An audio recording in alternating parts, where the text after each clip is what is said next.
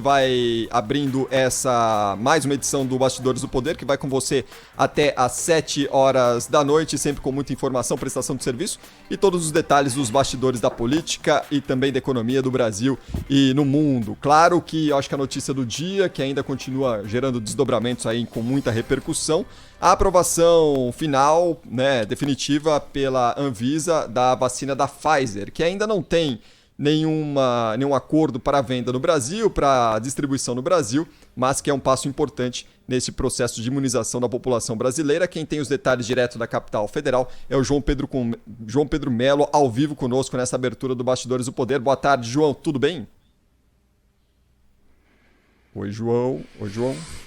Tá conosco, né? Esse anúncio hoje da Anvisa foi fundamental, né? Enquanto a gente espera aqui o João, vamos cuidar. Foi uma dessas boas notícias que hoje tivemos no campo aí de vacina, né? Teve aí o início da entrega de 400 mil doses, né, da Coronavac para o Ministério da Saúde, o que é importante também, é claro, a chegada de 2 milhões de doses da vacina de Oxford e AstraZeneca também foi outra boa notícia, e enfim, a mais importante delas, na minha opinião, foi a decisão da Anvisa, 17 dias depois de citar o registro definitivo da vacina, a Anvisa, então, responde afirmativamente e concede o registro.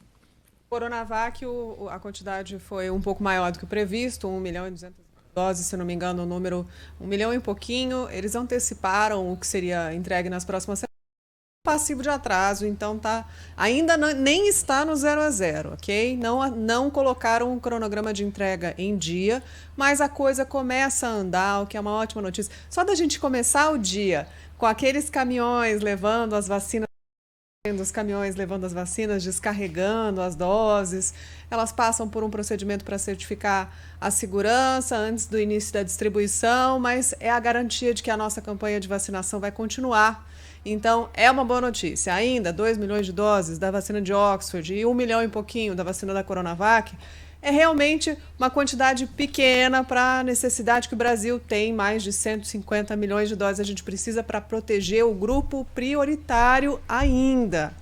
Mas a liberação desse registro definitivo, primeiro registro definitivo de uma vacina no Brasil, que foi concedido à Pfizer, é um importantíssimo passo para que a gente possa avançar com a negociação. E aí tem várias frentes correndo também, não só para ajudar o Ministério da Saúde, que tem dificuldade nesse acordo, mas também no Senado Federal, no Supremo Tribunal Federal, autorizando estados, municípios a fazerem suas compras e também empresas. Tudo isso sendo discutido num dia só. Então, vamos para Brasília? Vamos para Brasília. O João Pedro Melo está conosco aqui em áudio e vídeo para você que acompanha o Bastidores do Poder. Boa tarde, João.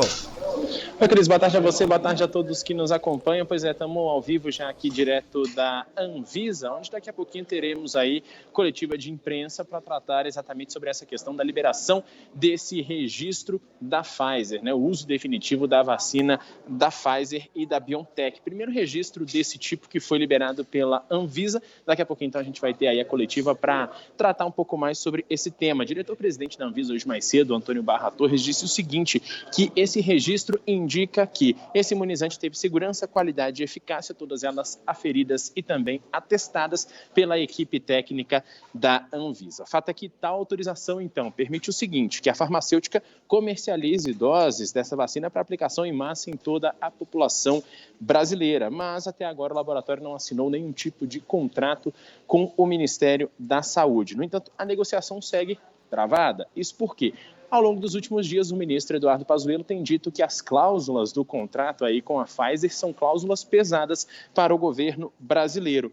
A Pfizer informou o seguinte, que pode entregar até 100 milhões de doses desses imunizantes, mas somente a partir de junho.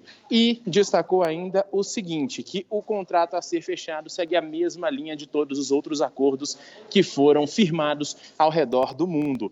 Hoje mais cedo, o vice-presidente da República, Hamilton Mourão, apontou que esses entraves vão além da negociação entre o Ministério da Saúde e Pfizer e destacou ainda o seguinte, que o laboratório não tem conseguido fazer a entrega das vacinas que prometeu à União Europeia.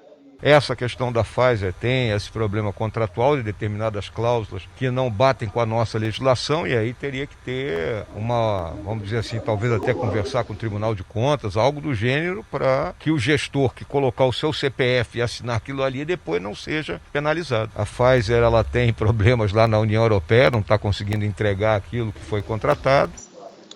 Pois é, a gente lembra ainda o seguinte, que recentemente integrantes da Pfizer estiveram no Congresso Nacional e parlamentares prometeram aí fazer uma intercessão para que essas vacinas fossem compradas no prazo mais breve possível.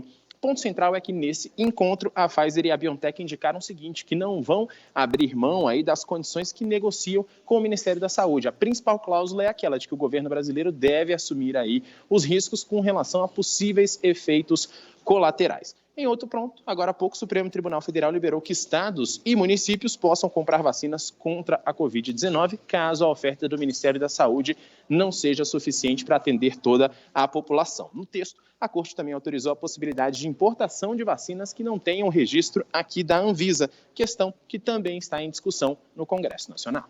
Muito obrigado, João Pedro Melo, falando ao vivo, direto de Brasília. Bom trabalho por aí, João. Obrigada, João. Valeu. Importante destaque aqui, do ponto de vista de quem está olhando toda essa movimentação, primeiro, a Pfizer voltou a dizer que não tem intenção de vender, negociar com empresas, que vai negociar e continua negociando com o governo.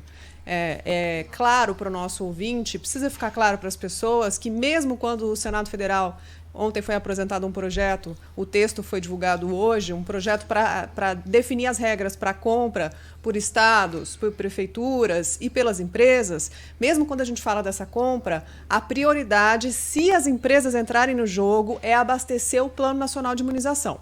Nesse momento, até que o Brasil tenha as 154 milhões de doses que precisa para cobrir o grupo prioritário de 77 milhões de pessoas, não se fala, até este momento, em uma compra por empresas para a venda, pelo menos a prioridade que ficou clara por parte do Congresso Nacional e da Pfizer, neste momento, é que não vai ter vacina à venda até que o grupo prioritário seja vacinado. A gente está falando de idosos, pessoas com comorbidades, a gente está falando de indígenas, quilombolas, tem uma extensa lista que no final tem até caminhoneiros, está lá no site do Ministério da Saúde. 77 milhões de pessoas, todo esse grupo vai ser protegido e aí depois o próximo passo deve ser... Agora, se os estados e municípios estão autorizados pelo Supremo Tribunal Federal a fazer compras paralelas, isso tudo vai para o PNI.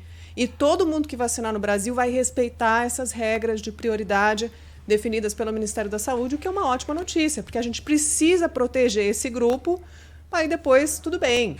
Eu fiz as contas, a gente terminaria sem nenhum contrato novo,